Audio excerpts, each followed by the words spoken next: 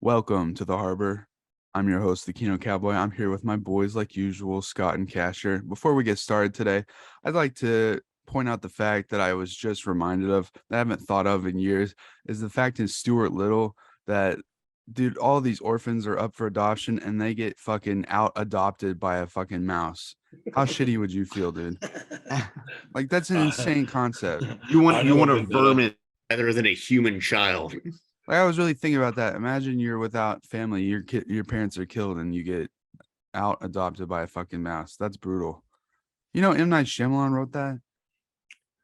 No, I didn't. What a fucking bastard. Anyway, we're not here to talk about.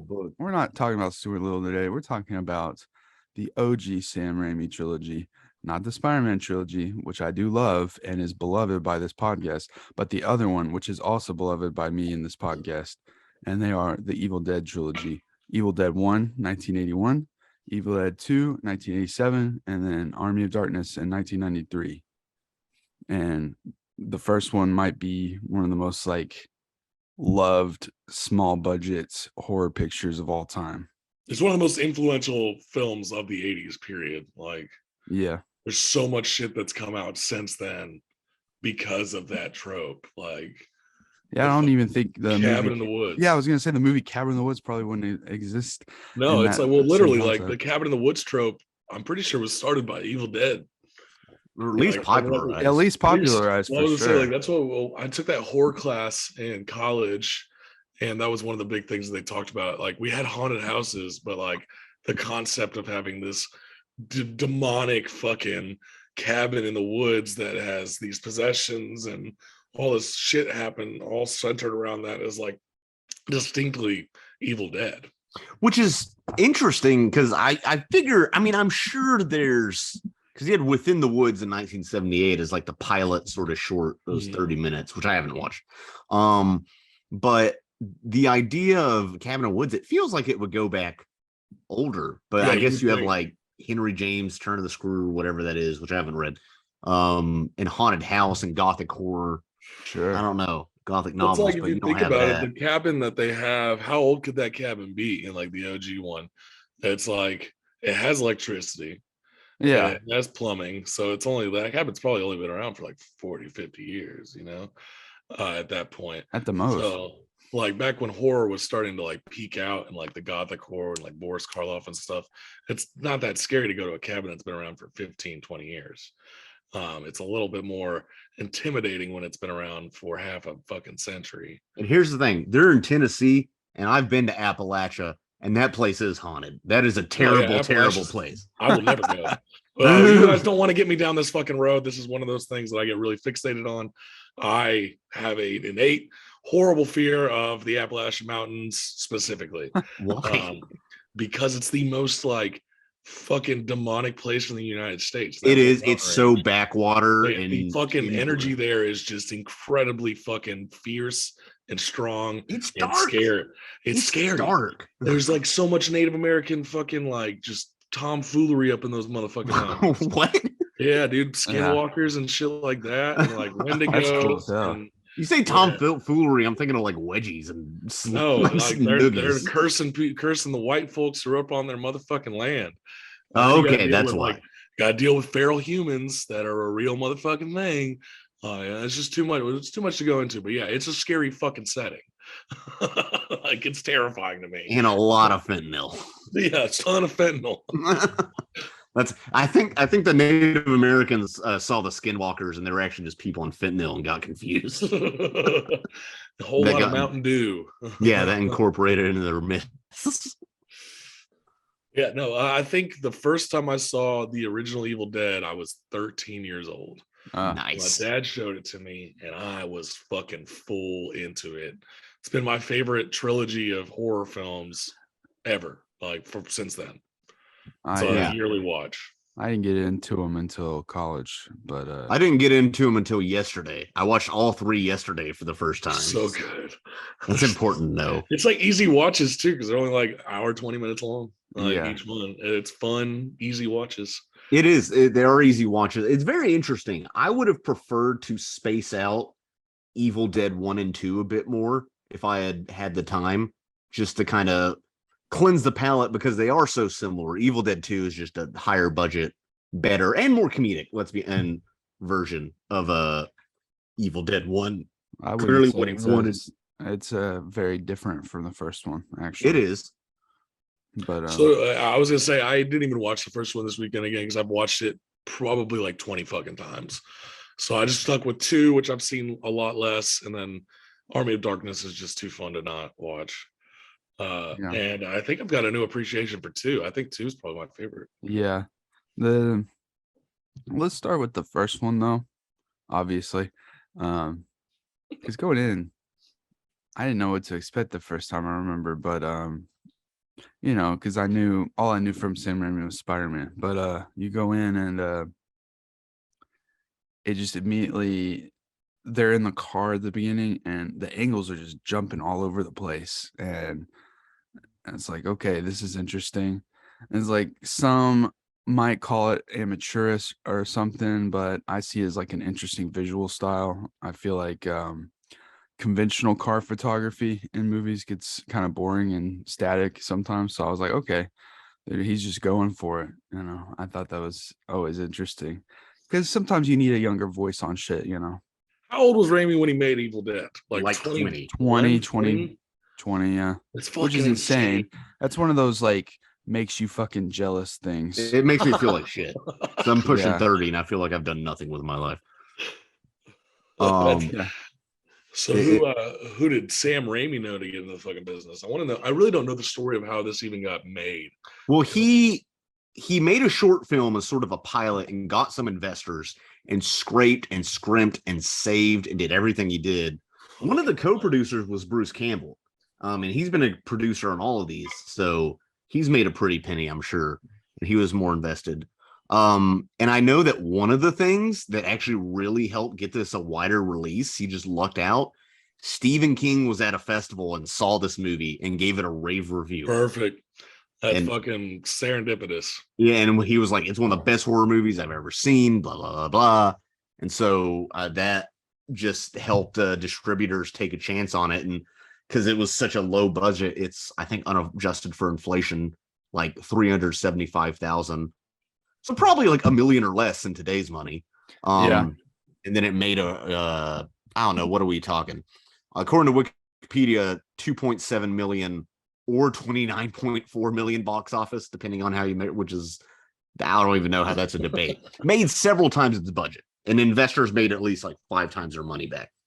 Plus, it obviously back then, VCRs were just now up and coming, so it probably hit the midnight movie market, like theaters and stuff, like showing it like a cult movie, kind of like Eraserhead. But also when VHS was more prominent, that's when it gained its more cult status. So by the time the second one came out, it was like a horror movie buff favorite.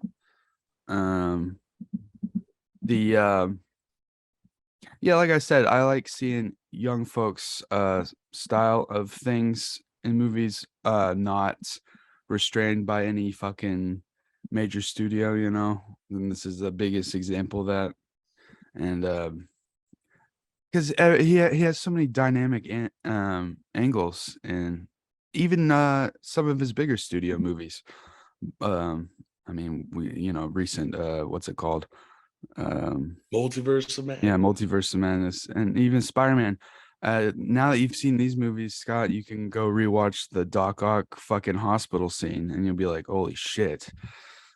Yeah, I don't get why, and a lot of people shit on that scene, and I don't get why. It's fucking insane. That's one of the best. It's fun, scenes. And it's the whole mad scientist Frankenstein monster being born. That also brings a problem in general, is that some people can't understand the fun behind lighter, kind of campier kind of takes on shit. Like, this is a little more serious than the other two, but there's still some camp to it. Dude, the amount of gore in this movie, because we talked briefly about this yesterday after I watched it, and my first response was, I don't think there's enough gore in that movie, because it's so over the top, gory, cartoonish, literally fountains of blood spraying. It's absurd as fuck, and that's one of my favorite parts about the movie. I think it's a lot of it's hard to call it gore charming, but like this is the most charm you'll get out of fucking seeing masses being murdered. Yes, exactly. It adds just a whole layer to it. Like I was saying about having a young voice, you know, in filmmaking, doing stuff.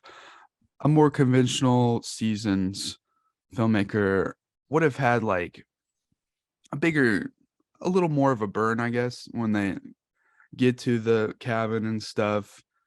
Because there's a scene where, you know, the guy goes up to check it out, and then it just immediately cuts to the chick writing a fucking thing, and she's already getting possessed. Like it happens, it gets into it so quick.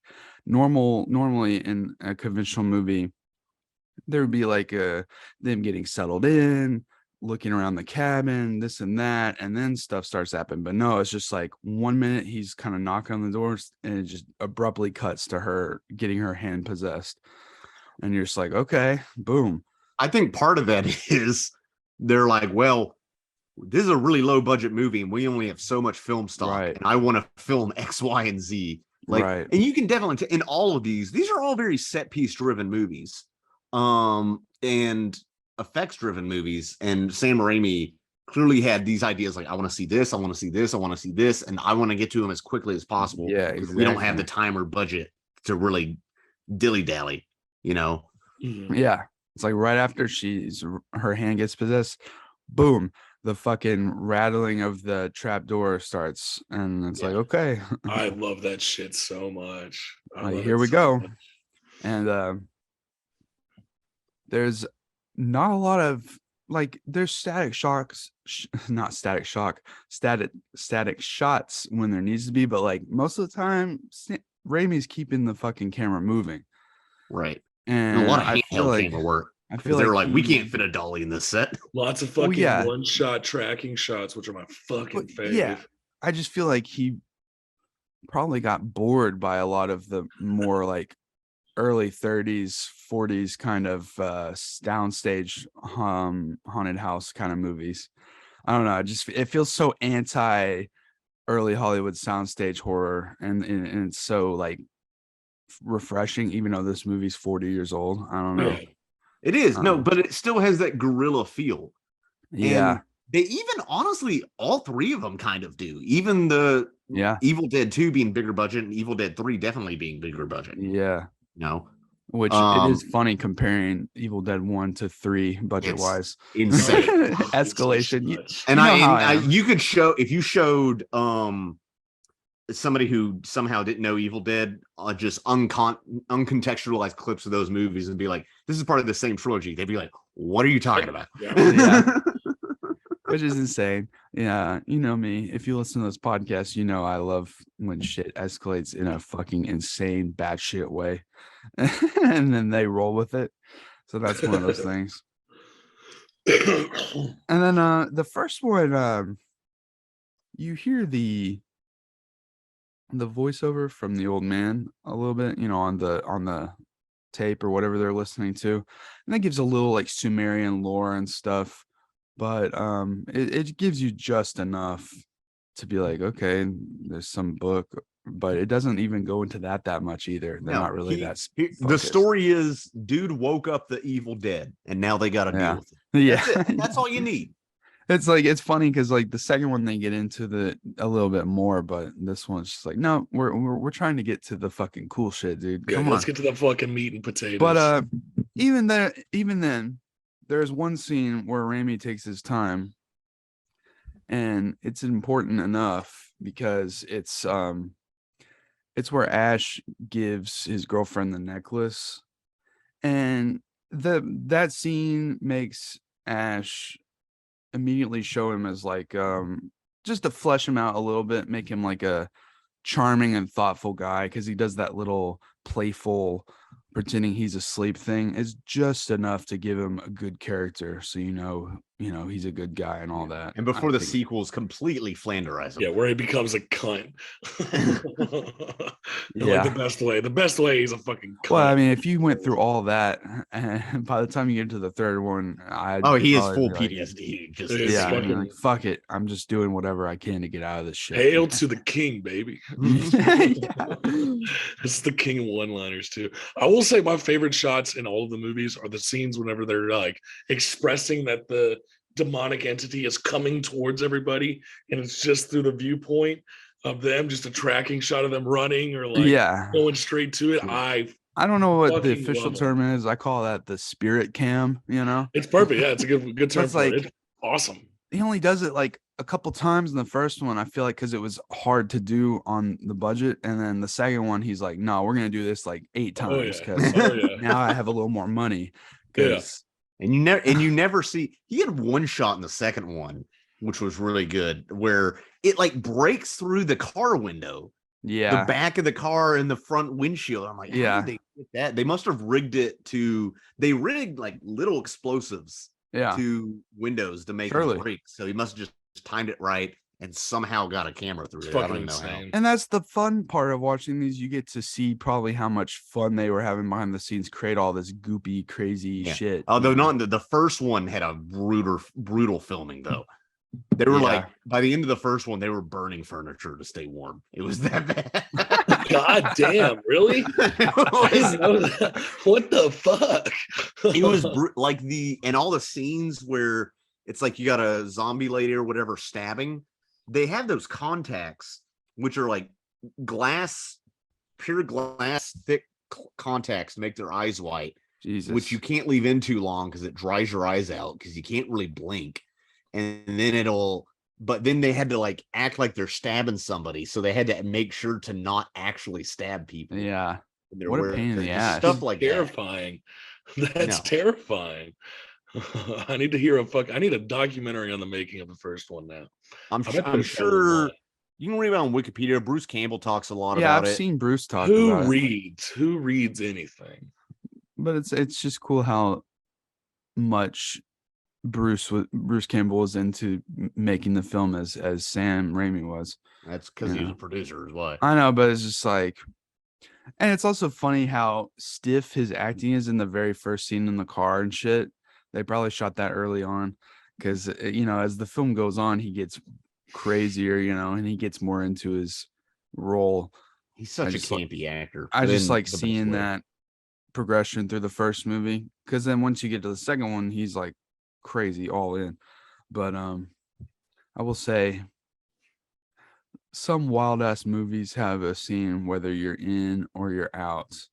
And there's a scene in this movie that involves a tree sexually assaulting a woman that is famous, and you're going to see this scene and you're going to be either in or out. For me, when I first saw this scene, I was like, holy shit, this movie is nuts. I'm all in on this. Wait, I had heard about this scene, and I had heard that's definitely one of the reasons the first one got an NC-17 and the second one got an NC-17, I think. Which, it's one of those like, I don't know. The whole existence of NC-17 is weird to me. People being fucking prissy little assholes. Like, it's a tree fucking sticking its limbs on.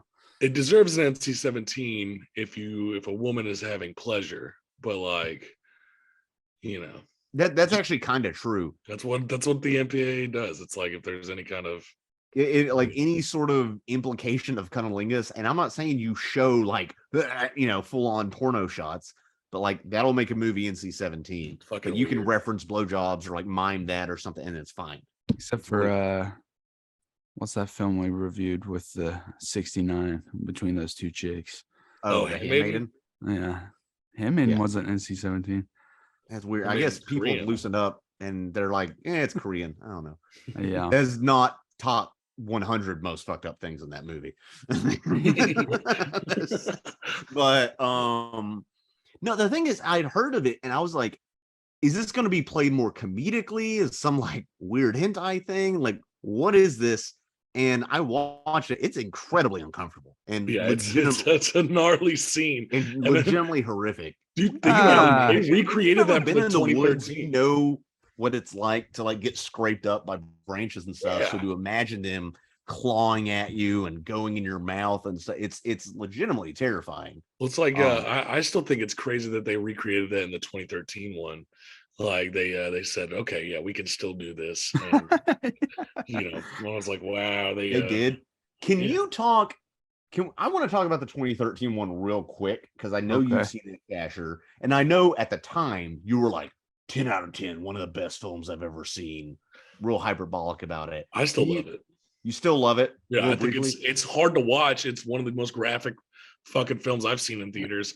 I'd say it's not 10 out of 10, it's like a 7, but it's still fun. And I'm still on the road of like, I really want this bitch to meet Ash and somehow turn this into the campy shit that I love. My take is I think it's a pretty good movie, actually. That's what I'm saying. It was fun. Here's the thing. I'm notoriously not good with a lot of gore, but this movie was just gnarly in a way that was fun for me. And the Evil Dead 2013? Yeah. I'm surprised you could, because like she's like ripping her arm off with a I was in theaters with you. I know. I'm surprised. I forgot you were in that one. It was badass, dude. Yeah, I thought that movie was badass. And you got needles being put into the eyeball. People were upset it wasn't campy, but I think it was a fun, hard R fucking contemporary. It was a fun reboot. It was a fun remake. Usually remakes try to do shot for shot, blah blah blah. And this one took it like to like an actual horror, like took the tropes that they there's a scene that Casher like had to look away because he was gonna gag is when they pull this fucking nail out of this chick's eye or dude's eye or whatever, just pulls it out. Couldn't do it. So funny. Well, here's the thing. That's what I was gonna ask, and that's interesting to hear that the what I was gonna ask, what does that reboot, remake, whatever you want to call it, add? And it sounds like it's more horrific and just darker. Yeah. Also, female protagonist, which is cool. Version. Female, which like you built up this whole thing, and like at some point you're like, is she or is she not going to be the Ash of this universe? And then a certain thing happens, and you're like, fuck yeah. And that's really what sells it. Yeah. That's cool. I might see that, one day. It's not a. I don't need to see it right away. Yeah, it's just like 2010s were okay. Let's make everything fucking gritty, realistic. But it kind of makes sense when the name of your movie is Evil Dead. Yeah, they make the Deadites fucking like they're pretty scary in Evil Dead Evil 1 and 2. Like some of the things they say, like specifically, there's a scene in Evil Dead 2 where she's like trying to get out of the basement. The mom is, and then all of a sudden it stops, and all you hear is her singing that lullaby. Like that still freaks me out. But like in the 2013 one, they like take that to a fucking another level of just disturbing. And I need to rewatch that one actually. But they turn the Deadites into somewhat of like they're scary every now and then to being just like like fucking viciously terrifying. Nice. Yeah, that remake could have been fucking shitty as fuck, but it wasn't. It turned out to be one of the best horror movies of that year for sure. Yeah. 2013. Also, I want to say that Ashley is a fucking cool name for a dude. People don't respect that, dude. I like that. That's an old classic, like Ash is Southern name for Ash a man. Ketchum. Well, yeah, but just like people are too lame to name their kid Ashley, dude. If I had a son, I would name him Ashley. Ashley Bachiri. It sounds kind of cool. Isn't he from Grand Rapids, Michigan? Is he? I don't know. He says that at the end. He goes, "Shop." These are a bunch of Yankees down in Appalachia. Okay, well, I think of I guess Gone with the Winds. There's a guy named Ashley in it, and she goes, "Oh, Ashley," Yeah, she's real annoying though. Well, it's like you get more lore on Ash like the next two movies, and then you get like you kind of get like what exactly. Like it's funny that your hero, especially because in the third movie they say your hero is just a guy who works at a fucking grocery store. Yeah, he works. Yeah. But he's in hardware. He's in the hardware department. He's in housewares actually. Housewares. They're like, who the hell? Which is how, and we'll get to Army of Darkness by the end of this. But that's how he knows. For some reason, knows how to build all this stuff. But whatever. Like it's fucking ridiculous. Doesn't make any sense. I'm not gonna. If I go down to Walmart to the guy at the sporting goods department, nobody's gonna like build me a steam engine out of scraps. There's gonna be some guy. That is funny though. Yeah, when I was watching the first one, before thinking about the other lore that it gets into later, but I was like, yeah, like Who's paying the electricity bill for this cabin? They had to bring cables way out here just to light it. I don't know. That's so funny to me. Maybe at a generator. Yeah, maybe so. I don't know. How remote is it? It's pretty remote. Seems pretty remote. If you watch the second one, they're having to like drive, and then they have to walk a fucking however long with like the big thing strapped to his back. That's because the bridge got destroyed. Yeah, the bridge got destroyed in the first one too.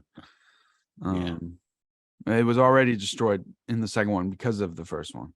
Like, anyway.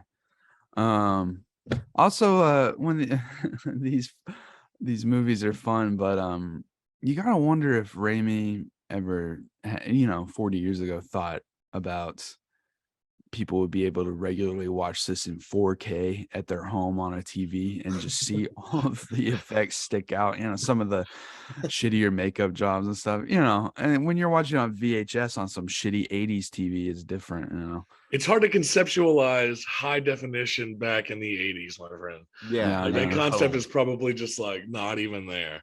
It just makes it more fun. Some of the makeup is the prosthetics are fine, but some of the makeup is it's just more fun to me. Or even some of the, like, they have the latex, that like liquid skin, whatever you call it, latex on the hand, but you kind of see the thumb sticking out where it's not like covered all the way, stuff like that. I think it adds to the charm. I don't care. Exactly. Some people complain about bad effects, and as long as, I don't know, effects they're for an effect, and they're for an emotional effect, not just to look as realistic as possible. That would be boring if every movie just tried to look as realistic as possible. And there's a scene in Evil Dead 2 when he's whenever the Deadite starts changing her fucking neck and like getting really long, elongated, and it cuts to him like fighting it. And it's just like a completely different set of film gradient, and it looks just I love that. It looks it ages the film so perfectly, because it's just like, what the fuck? What was the transition there? There's definitely a few shots in the first one where I'm like, that was a pickup shot. I could tell, because that looks like it's using like a different millimeter of film or something. Yeah. You're like, what the fuck? It throws you off for a second, then you're like, oh yeah, okay. I feel like this was shot in like 35 millimeter or whatever, and then they just threw a Super 8 in there for like these pickup shots for aesthetic purposes.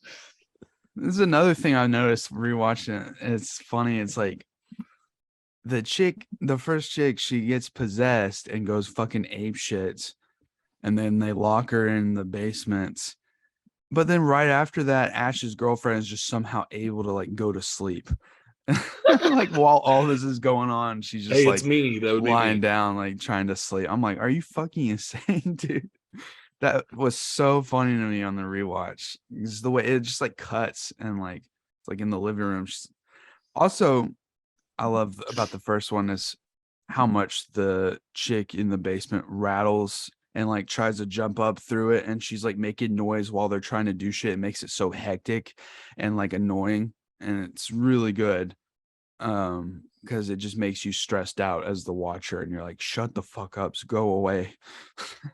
There's a lot of scenes that I've seen in other horror movies that have taken inspiration from that too, like being trapped in the basement, or like I recently rewatched Hereditary, and there's the scene where like he runs up to the fucking the attic and shuts the attic door, and his mom is just like smacking her head on the fucking bottom of it. Yeah, it's just like the trope of trying to get into like those one like trap door type situations. I don't know what you would call those kinds of like doors to basements and stuff. Cellar door. Yeah, well, it's like you have like actual cellar doors nowadays, but we don't have the ones where you like lift up a fucking fake bottom of your floor, I wish I had one of those in my house. Those are creepy. No, I don't want one. Hell, what? You'd be afraid somebody be like hiding in there? I'm like those stories in Japan where there's like an old lady living in your apartment for years. Just Parasite, where like they're living behind fucking thank you, respect. The whole side note. So speaking of cabins in the woods, one time me and some friends rented a cabin in the Ozarks. Maybe went to do a horror LARP. That sounds fun. It was fun. It was a lot of fun. And that was also Lovecraft inspired, because the Necronomicon, that is from H.P. Lovecraft. There's also no people of color in any of these movies, but who directed this? Tim Burton. But anyway, the thing that gave the most atmosphere to that horror LARP is we rented this cabin, and on the picture on the walls were these photos of these babies of this baby, and we realized it looked weird, and we realized that these people had put up photos of their stillborn baby. Stop. I'm dead serious. Fuck that. What? It's like, and I understand people, like, it's tragic they have photos taken to remember the baby, but putting it up on the walls of a cabin that you rent out to campers is insane. That is nuts. And that added atmosphere. And that's the end of that story. That's funny as fuck. It's so weird. I don't like that. Castro would have fucking slept in the car, dude. Yeah, you're not no fucking. I'm telling you, you guys. I get shit talked a lot for how skittish I am in situations. Your boy's surviving. I'm definitely not staying in there with all the crazy fucking pieces of shit. Casher would turn around a horror movie right away. He'd be I'd be like, okay, this looks creepy. I'm not doing this. Honestly, I think part of the reason there's no black people in this movie is black people wouldn't camp out in the middle of a deserted cabin.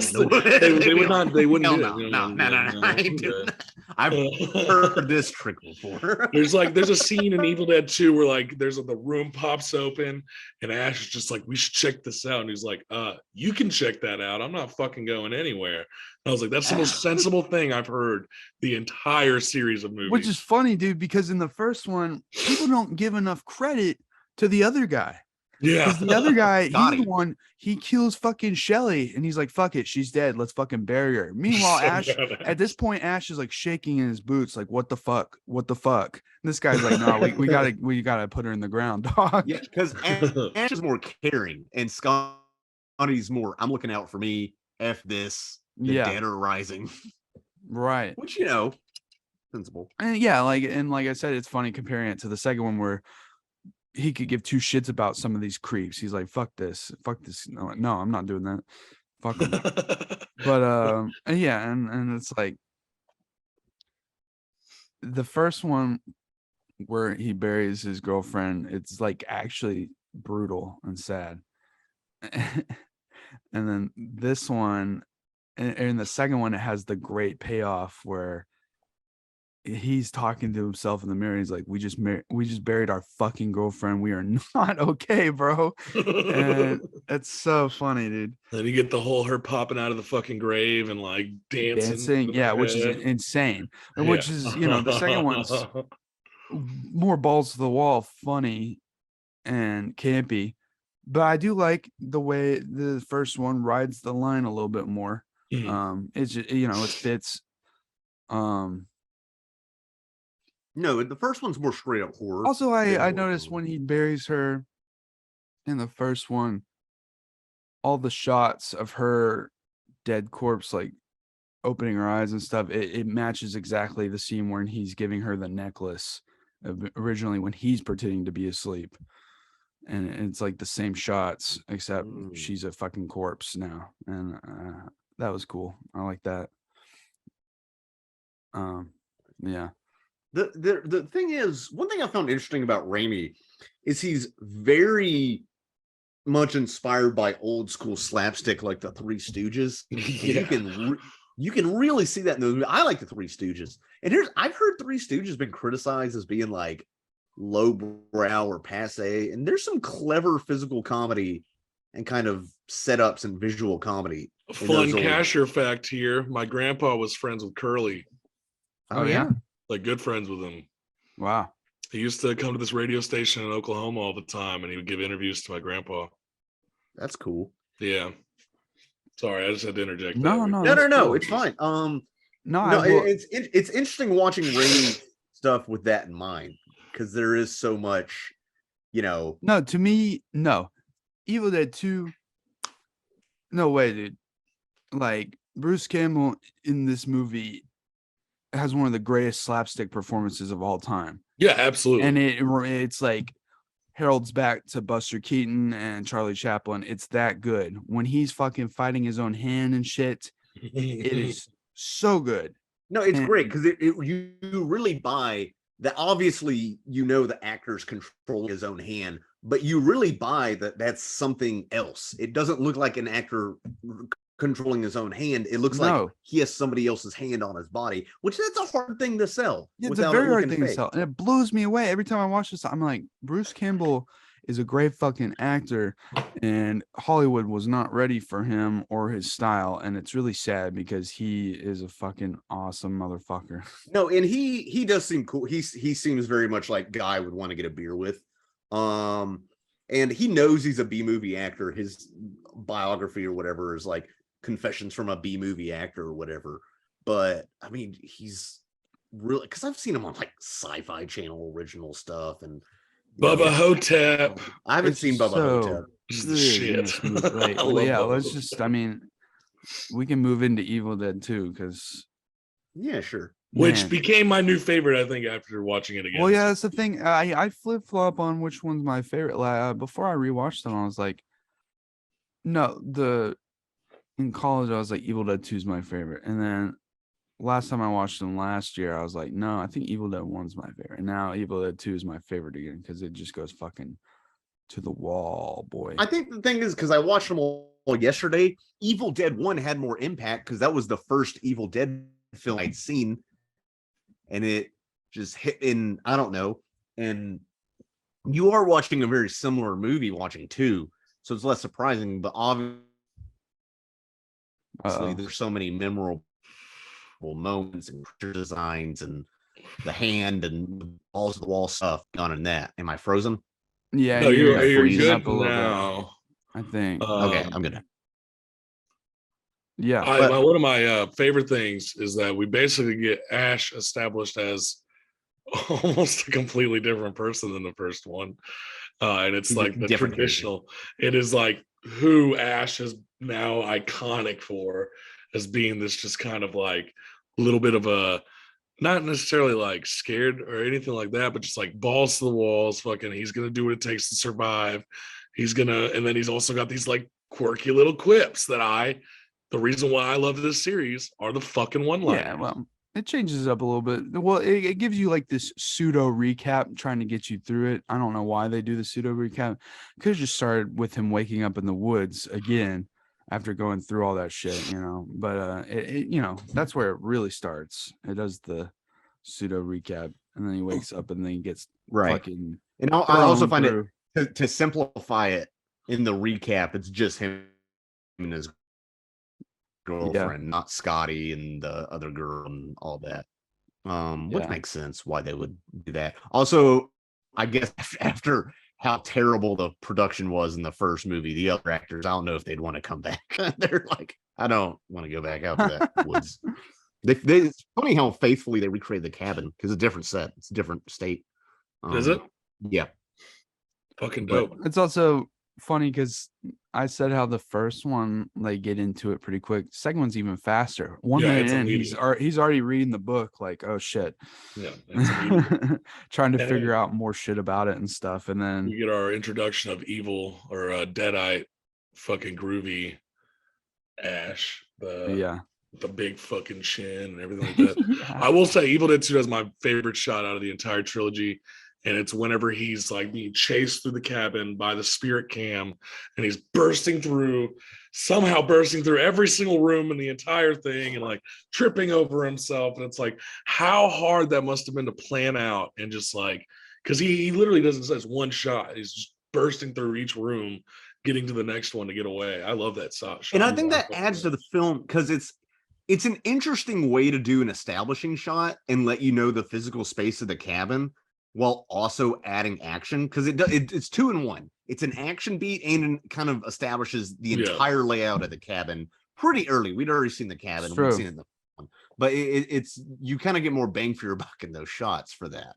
And it just works really well. And also, again, Bruce Campbell's such a good physical actor when he's running away from these things and just slapsticking it up and looking frightened. You buy it. It works. And, also, this movie has balls because the first half of the movie almost is just him alone in a fucking cabin fighting off shit with like no other characters. Like his girlfriend's dead, but she's dancing around and shit. And he like, kills her, takes a fucking chainsaw and shit. I do like whenever they finally make it to the cabin, the first thing he does is put a bullet in fucking Bobby Joe's shoulder. Yeah, it's like what the fuck? They bring in the archaeologist's daughter and her group as a way to, have people to kill. But yeah, they're only in a couple scenes in the first half. They don't really get there until the second half. So like the first half it's is kind of like, just like we're going to the cabin sort of thing. yeah. Which she that archaeologist daughter, she can't really act that well, which kind of adds to it in a way, but she's kind of a shitty actress. Yeah, she's okay. It wasn't so bad to stick out to me, but it was also I didn't. It was enough to stick out. What is Bobby Joe's boyfriend name? Because he's still like one of my favorite characters in the whole thing. Yeah, I don't know. It's like they just found the actor with the worst teeth they could. Yeah, like we need a bald guy with bad teeth who can wear overalls. And that's it. He's such a fun character, and the way he goes out is so fucking brutal. Just like first time you see fucking blood just splatter everywhere in that movie.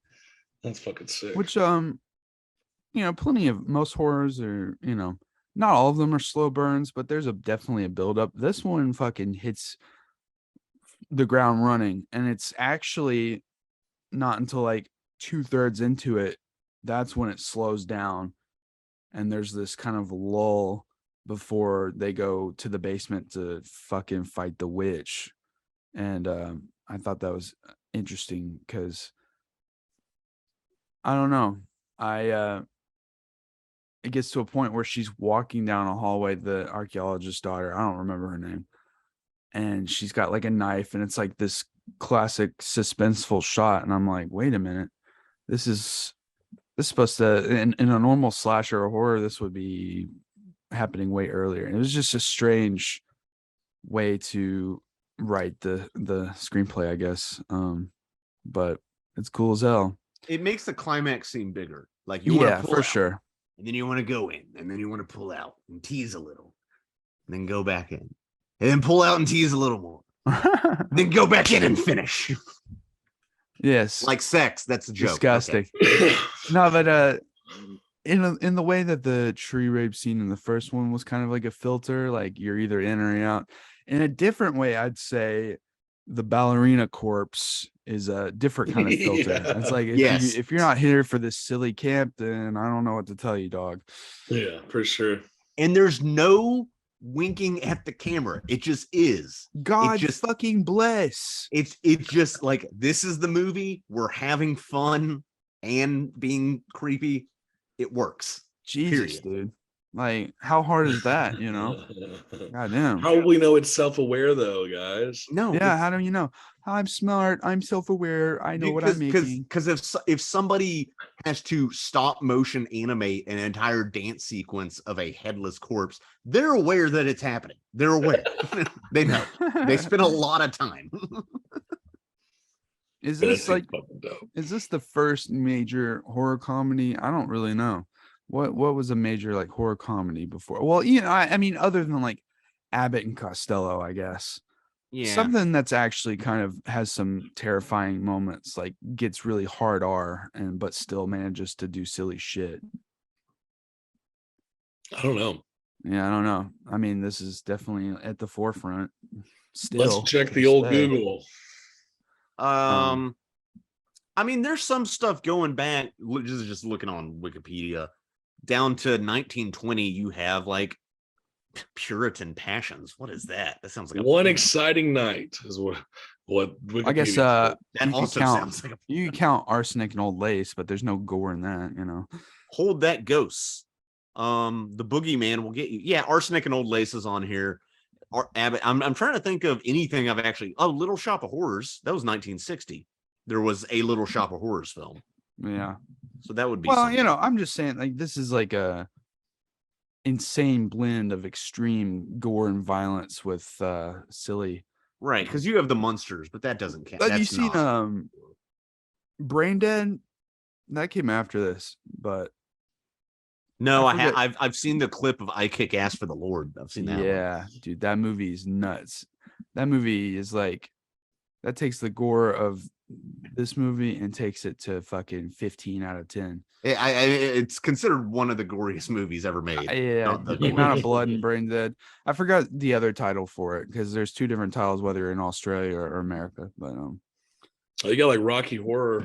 Yeah. You know what I mean though. But like this is like a little more real horror, in my opinion. Dead Alive. It's Dead Alive. That's what Dead Alive, yeah. But Ash versus his hand in this is one of my favorite scenes in any movie. It's like fucked up Looney Tunes. Look on his fucking face when he he's like, I'm gonna cut this shit off. Yeah. Yeah, dude. He's got the best eyebrows in cinema history. I'm gonna say it right now. They're thick. And he lets that unibrow grow. I mean, imagine having to plan that scene out where you're about to hit yourself in the face with a fucking plates over and over again. Like, you got to get that scene right, otherwise it's going to be a pain. And you can't hesitate. It has to look. Yeah, it has to. You're having to act. You're having to act as two characters while you're doing it, as yourself and as this possessed fucking hand. Like, that's insane. Like I said, one of the best all time. Yeah, one of the best slapstick performances of all time, easily. So amazing. Like, it blows me away. I love this movie a lot. Yeah, dude, it's rad. I forget how much I really love the Evil Dead trilogy until I rewatch it. Yeah, dude. Like, the one scene I was worried, I forgot that they were about to rehash was the tree scene, but then instead in this one it just flings her full force at a tree to kill her. Yeah, it's not as rapey in this one. No. It's just like, okay, we're doing this because I think he tried to get an R-rated rating for Evil Dead 2, and I think he still didn't do it. No way. I think this one's rated R. Is it? It says not rated. Huh. So I guess just unrated. Swing and a miss. Interesting. Maybe it's rated R. I don't know. Also, I was a huge fan of all the fucking like ghoulies and stuff in this one too. The dead-eyed tree having a face and just being fucking creepy, and at the end being like the master, like the giant fucking tree bursting through the door. Fuck yeah, dude. That's a cool ass animatronic, dude. Yeah, that's what I'm saying. All the animatronics making fun of this movie were fucking tough. And I like when they throw him into the basement, and he's but the way he's screaming, he's like, "Oh, please!" It's like so over the top. It's funny, but also the terror in his voice is so good. And convincing. They pull him up, and I don't know, and the way they don't know what to do, so he just like stamps on the fucking floor, and it crushes the creature and stuff. I don't know. It's so good. It's all so. I don't know if kinetic's the right word, but I don't know, something. This movie also delves into the whole like he's the hero of time. This is Link. This is Link. They like show the Sumerian text, and it's just him with the chainsaw. Like, I love that. Fuck yeah, dude! All the lore it gives, because you get shots of them in like. Or the archaeologists like briefly at the beginning, like showing and like some like Indiana Jones where they did like the dig for the book and stuff, and it's like what? Like, a little more budget, but also it's cool to have a little more lore, even though it's still cryptic and Sumerian. You know, it's pretty slim. There's an evil book. That's really most of it. Yeah, but you do get more this time of you realize that the old man like had to kill his own wife and shit, which is insane. And then go and Ash, when he's actually down there, finds like the corpse of the guy and stuff, and there's a good scare with that. There's enough expansion. You know, when you make a sequel, it's always good to expand the lore a bit, I think, and it does. It's crazy.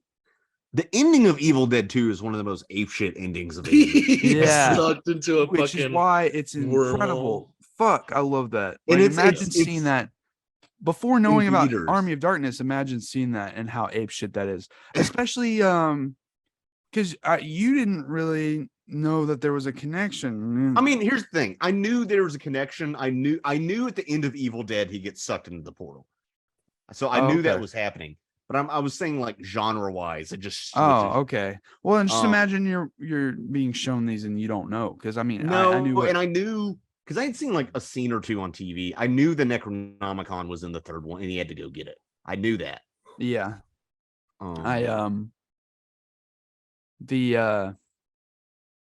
yeah, just I love to think about like watching this series not knowing about it, and like it gets to the second one and they're reading pages and it shows an old drawing of Ash in the Middle Ages. So with a good. Chainsaw.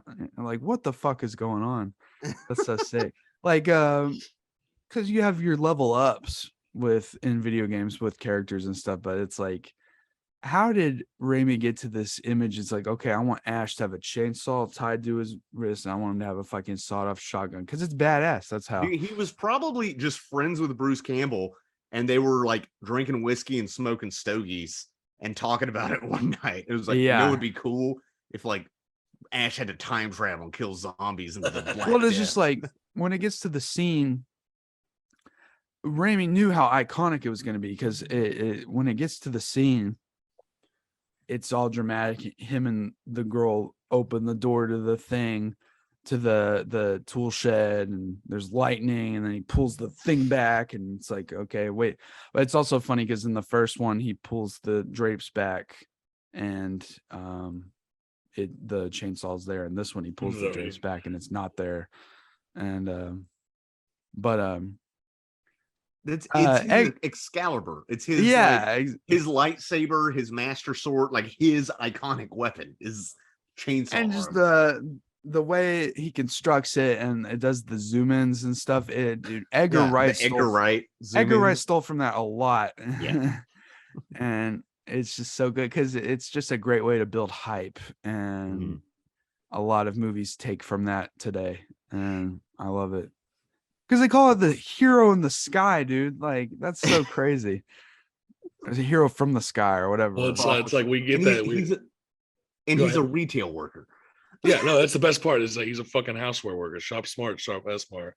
I just love that after we get that. I thought initially when I first saw this movie, I thought it was going to end as he sucked in the portal. I didn't think we were going to see anything until the next movie, you know, because but we get that little tiny scene of him establishing the fucking one shot fucking boomstick, blowing the bitch up.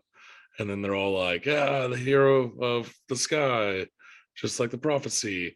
And then the beginning of the next movie, they're like, no, I don't think he actually is. Yeah. Well, you know, you have the anti-vaxxer knight who doesn't listen to the wise man. Right. And that's why bubonic plague. Just the ending shot of zooming out and him, no, freaking out, chains on his arm, castles him. All-time ending, dude. That is like one of the greatest endings of any movie. Yeah, it's dope. And my favorite endings to movies, the ape shit endings. We got that one.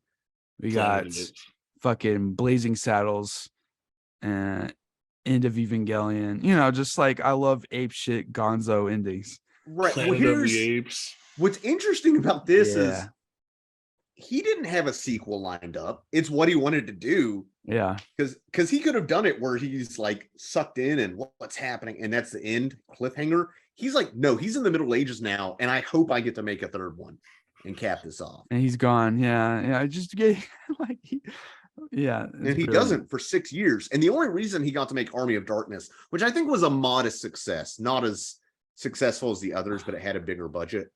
And honestly, all three of these are fairly standalone. You don't have to watch the others. It helps. But he did Darkman with Liam Neeson, which is sort of a... Which is Darkman walked so Spider-Man could run. Yes. There's it's decent. Yeah, I haven't seen it, but that did well enough. And in his contract was like, if this makes X amount of dollars, one for you, one for me, sort of studio thing. Yeah, Darkman's cool. It just doesn't do it for me like a lot of his other movies. But you know, our early comic book film that's pretty cool on its own. Based on, I know it's kind of based off The Shadow or whatever, but it's an original creation, isn't it? I thought it was I think it's a comic book movie, dude. No, maybe I'm wrong. Yeah, but yeah. You know, he also produced Hercules and Xena, the TV shows. Disappointed. He gave us God's Not Dead, Kevin Sorbo. Fuck. God, I love those fucking TV shows. I love Hercules, even though it's Kevin Sorbo's a weirdo. I love the fact that Army of Darkness is the only one of these three to get an R rating, and it's not even that fucking hard R. It should be PG-13. I thought it was. I know, yeah. There's that scene though when he's thrown into that hole and in the geyser of blood. Yeah, and he cuts that chick's head off and stuff. But other than that, it's a very tame movie. I think that's why this one is known by a lot of people more than outside of the horror community. Because I know several. It's not really horror. It's more action. Because I knew several people in high school that watched this movie and didn't know it was connected to 2 other movies.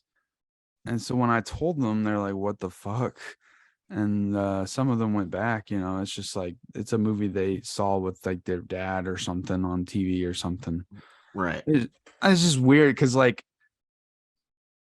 the this time in Army of Darkness, the recap is like, oh shit, look at all this shit that happened. First I went to a cabin, then this, then my girlfriend died, and then this, and then I had to fight off all these guys, and there's a book, and there's this, and it's like you see this fucking extensive recap and you don't think that there's any other movies connected to it. It's kind of wild to go in. This movie has my favorite one-liners probably in like all of horror movies. It's half of Bruce Campbell's dialogue as well. Yeah, I'm telling you, dude, it's so fucking good. I ate an edible last night to watch this last one, and I was just cracking up in fucking bed. That's probably the right way to do it. Man, it was good. For me, I'm not saying it's the best. Army of Darkness was probably the one I just straight up enjoyed the most because it's just the campiest. Everything's turned up to 11, and also it's more my type of movie than horror. I like horror, but I love a good time travel action, killing skeletons. Weird. Yeah, which I will say, the skeletons look really good in this movie. They do. Ray Harryhausen would be proud, and not just for the stop motion stuff, but even like the other stuff, just the costumes and stuff. Yeah. But another funny part is like in Evil Dead 2, you see him only stuff like 5 or 6 shells into his pocket for a shotgun. In this movie, he's like, boom, boom. Like, how many fucking shells do you have? Like, they don't even try to justify. I know, yeah, it's so funny. He's got that box in the back of his car, man. That's what you need. But that's not until the end of the movie. And he has a double-barreled shotgun, but he'll shoot like 3 or 4 times before reloaded. It doesn't make any. They don't even care. It's just like whatever. This is my boomstick, sold for $109.95 at S-Mart. It's so fucking good. Yeah, it's great. It's just some people actually don't really like how far it went into its campy silliness. Like some people think it's too cartoonish, which I'm fine with it. I think maybe I think Evil Dead 2 overall has the best blend of both. Yes. Yeah. But Army of Darkness, I'm fine with it. But there is a part where he's fighting off those skeleton hands in the graveyard, and it's like literally making Looney Tunes sound effects. He's like blocking it from going bonk in the eye. And shit. Oh, it's straight up Three Stooges. Yeah. Yeah. It's a little too much for some people, but I'm cool with it. And like I like the miniature ashes. Lilliputian. The little mini wakes up on Gulliver's ashes that he has to fight off. I think it's funny and it kind of shows character, but he immediately breaks the mirror. He's like, no, not doing this. And then it ends up being worse. Yeah. And then fee, fi, fo, yeah, the way he kills that one in his stomach by putting hot water in his yeah, drinking the boiling water. That's funny as fuck. I'll tell you what, the only scene that like really creeped me out as a kid is whenever he's like freaking out after he does that, and then the eyeballs on his fucking shoulder. That's probably the best looking effect in the entire series. It's that one eyeball, dude. It looks so good. And that's a like concept too. It's like go ahead.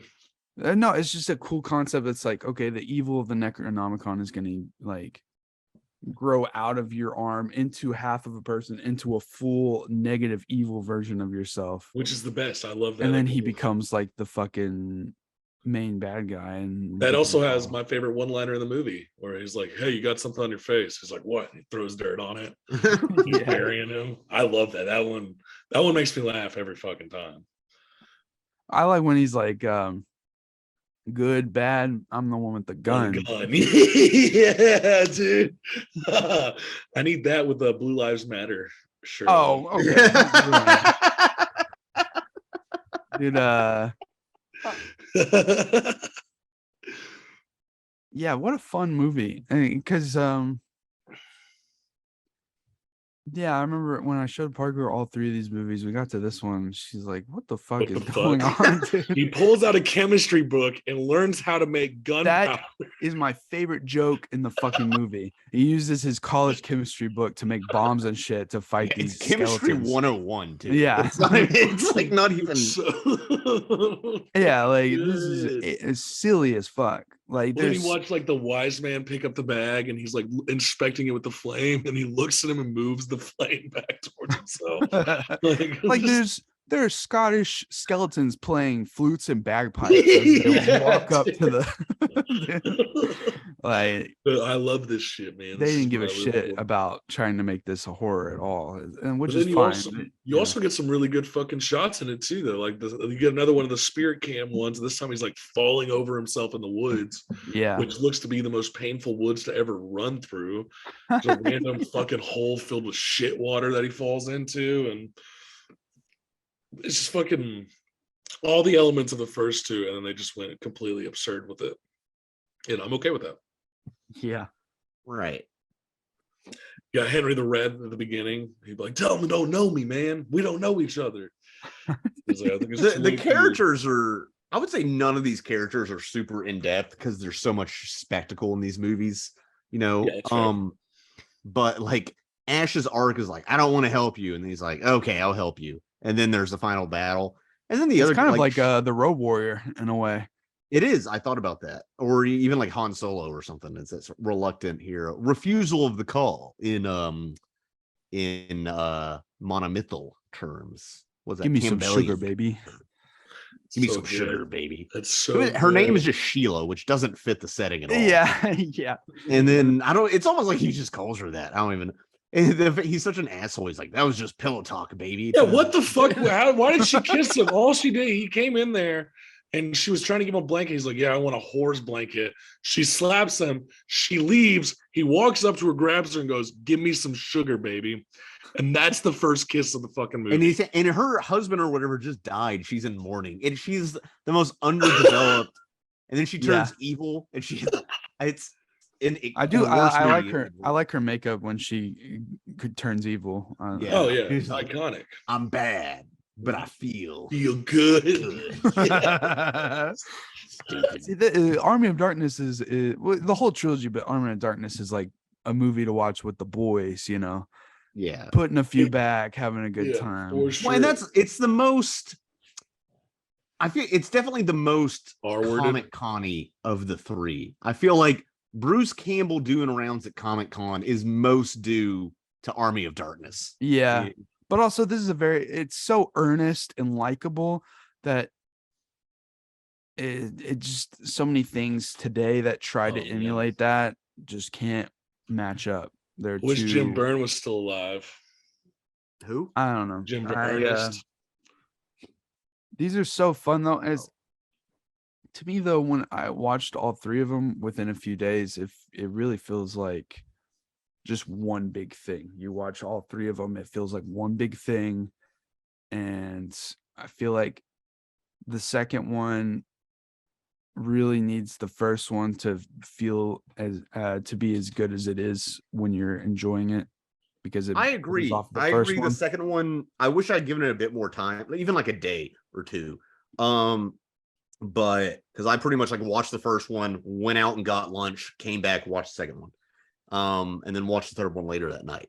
But you and I were talking yesterday of like some people think you can skip the first one, and while you technically can, if you really want to experience Sam Raimi's filmography, the trilogy, what this is trying to do, the impact on pop culture, basically, if you're the kind of person, and you've probably already seen the movies if you're watching this, but if you're the kind of person to seek out a film podcast like this, you should watch all three because you're clearly not going to. Why wouldn't you? Why wouldn't you watch the original? That's what some people can't do the super low budget stuff, you know. Whatever. It's to me, it's like a lot of people who say you don't need to watch the first Mad Max, which is something I disagree with. I think a lot of people just can't handle that it's a different movie, lower budget. I will say with Mad Max, it's a little different for me because it's just not as good as the second one.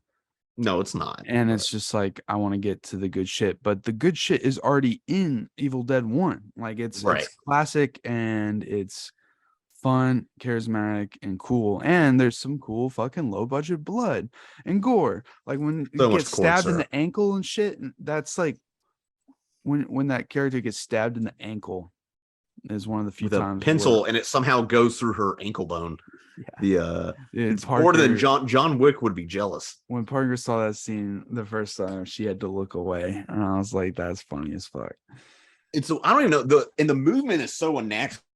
She comes up to stab. She's like, there's and he really does a lot. It's for budgetary reasons, but like, we're just gonna shoot footage and then reverse it, but it works, and it also gives it an unnatural look. Sure, yeah, nice. Even with the budget advancements of the third one, there's still silly, shitty fucking effects. Like when he's got the half ash on him, it's like so obviously a dummy that's been like taped to his fucking shirt. and I will say when he fights himself though briefly, it does look pretty good, except for one shot where they're in the same scene and it has that like. You can tell one side has been like processed more than the other side, just like that shot you were talking about with the hag creature and the second one. I don't know, but it's all fun. It's all part of the charm. Make more crazy movies that don't have to be self-aware. Makes me want to check out the TV series. Yeah, I've only seen the pilot. The pilot was directed by Sam Raimi, so I'd like to watch more. Watching that soon. I'm just worried because like I know it got canceled, so I don't know if there's like a nice wrap up at the end. I think they're in the process of making Evil Dead 4. Yeah, but that's not going to have Bruce Campbell. He's just producing it. Oh, is it not going to have Ash in it? No, he's executive producing it. He's retired from the character. Oh, there you go. You're frozen again. In July 2022, Campbell confirmed an animated revival was imminent. Oh, what? I didn't hear anything about that. That's crazy. I don't know. That's what Wikipedia says. Interesting. Huh. I've got this fucking fly in my house that I'm going to fucking murder this whole house about. I've been trying to catch it. It's going to look weird on the YouTube. I'm going to be like... Yeah. Anyway, Evil Dead Trilogy. Fun as fuck. Watch them with your bros or with anybody. Try and get your mom to watch it, see what she thinks. There's no way my mom would watch this. I tried to get my parents to watch Army of Darkness. Army of Darkness you could have on in your living room TV with your family, I think. But the other two, sure. I don't think so. These were Halloween staples up in the old Castro house. My dad loves these movies. Yeah. Fucking have such a good time. Evil Dead 2, I think is like a near masterpiece in comedy and horror, and I love it a lot. I love all of them, but just rewatching this one yesterday was such a blast, and Bruce Campbell's such a force of nature. I wish he could have been in a little bit more than just mostly Raimi stuff, other than like B-movie schlock. But you know, he was in Burn Notice. That was on for a few seasons. Oh yeah, he was on Burn Notice, which I never saw that movie. Bruce Campbell would have played a really good Sully in the Uncharted universe. I thought that too. A lot of people campaigned for that, and he could still do it. He's old enough, but they have to get Mark Wahlberg. He's pretty old. Yeah, he was showing his age in fucking Multiverse of Madness. I was like, damn, he is getting old.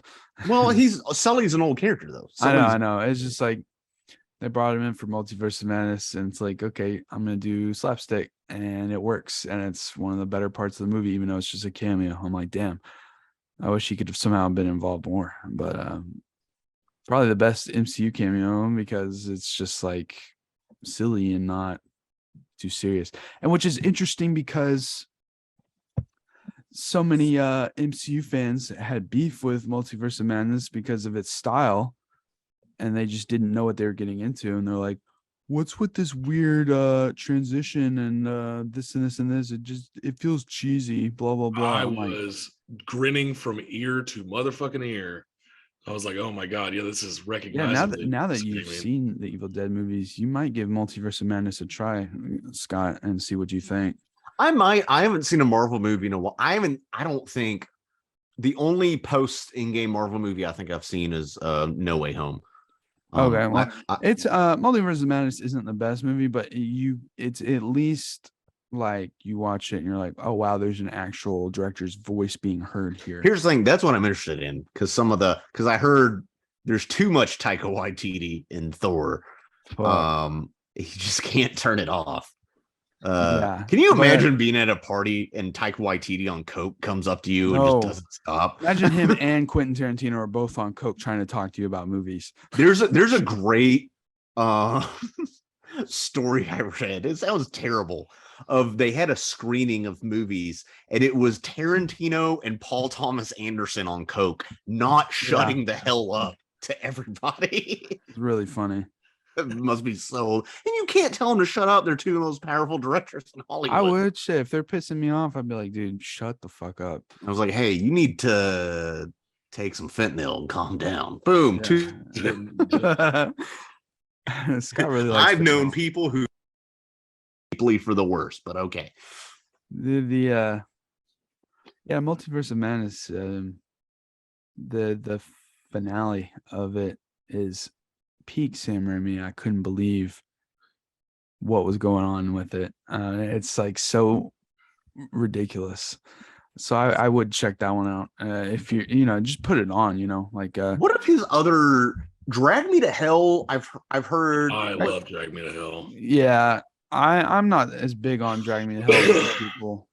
I will tell you, everyone tells me that his most underrated and one of his best films is called A Simple Plan. It's been on my watch list forever.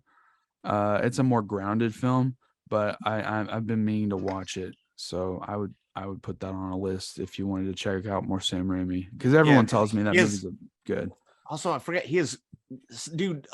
Joel Cohen, I think, helped edit the first Evil Dead, and gave the Coens an idea to like do a kind of pilot film to get funding. And Crime Wave? I don't even know what that is. That was co-written by the Coen brothers. He has a lot of stuff I haven't seen, actually. I haven't seen A Simple Plan, Quick and the Dead. For the Love of the Games, that's a baseball movie, so I don't really care. Yeah. But The Man with the Screaming Brain, he just did story for that. I've never. Oh yeah, Oz. He did Oz the Great and Powerful. I never watched that. I don't think I want to. I watched some of it on TV. I'm like, this is already dated, and it's like 10 years old. Yeah. Like it's just that picking James Franco was like it was a weird as choice. A young Oz, and then it's just all of that. Your mic went off. And there we go. Your mic's off. Your mic is off. This thing, all that post Twilight, like your mic, dude, is like censoring you or something. Okay, can you hear? I unplugged that. My Yeti mic keeps unplugging. It's okay. I think the port is worn. It keeps.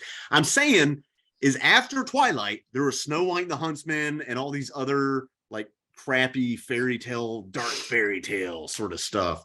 And I think Oz the Great and Powerful was just one of those. Do you guys remember the Brothers Grimm? How was that? Bad? I don't remember. I remember we had it. I remember watching it like once. I haven't seen it since. You said dark fairy tale, and that was like the first one I remember. Yeah, I think they had Hansel and Gretel with Jeremy Renner. Is like witch hunters. Oh yeah, dude. Jesus. Remember The Last Witch Hunter? Yeah. Well. Yeah, there's a story there, but that's a story for another time. And here's me, Conan, sitting on my throne. Yeah, go watch the Evil Dead, people. If you're listening to this and you haven't watched any of them, then you're fucking. Or maybe you've only watched 2 in Army of Darkness. We highly recommend the first one, regardless. Yeah, look at you. Don't be a pussy. Watch low budget cinema, assholes. Thank you for watching. Good night.